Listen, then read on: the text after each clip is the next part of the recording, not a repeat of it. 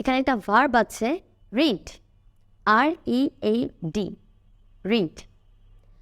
এখন আমি যদি বলি আমি গল্পের বই পড়তে পছন্দ করি, I like to read story books.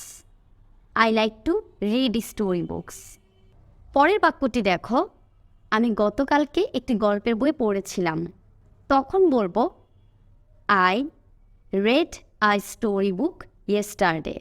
I red eye story book yesterday এর অর্থ বোঝায় আমি গতকালকে একটি গল্পের বই পড়েছিলাম। তাহলে READ থাকা সত্ত্বেও এখানে উচ্চারণটা হয়েছে রেড। লাল রং ইংরেজি যেমন রেড, ঠিক এরকমই উচ্চারণ হয়েছে, কিন্তু বানানটা দেখো প্রথম বাক্যে ছিল যা, সেকেন্ডটাতেও তা, READ, কিন্তু প্রথম বাক্যে আমাদের উচ্চারণটা হয়েছে রিড আর সেকেন্ড বাক্যে রেড।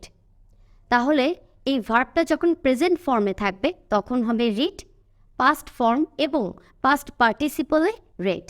তাহলে রিড, রেড, রেড। প্রেজেন্ট টেন্সে হি, শি এরকম থার্ড পারসন সিঙ্গুলার নাম্বারের সাথে, বা আমি সাধারণত বলি একজন ব্যক্তি, বস্তু বা প্রাণীর ক্ষেত্রে আমরা ভার্বের সাথে এস বা ইএস যুক্ত করি। যেমন হি রিডস, সে পড়ে।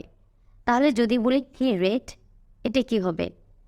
সে পড়েছিল, এখানে কিন্তু আর এস বা ইএস যুক্ত হবে না, কারণ এটা পাস্ট ফর্মে। তাহলে হি রিডস ইংলিশ ম্যাগাজিন, সে ইংরেজি ম্যাগাজিন পড়ে। আর পরের বাক্যে হি রেড ইংলিশ ম্যাগাজিন, সে ইংলিশ ম্যাগাজিন পড়েছিল।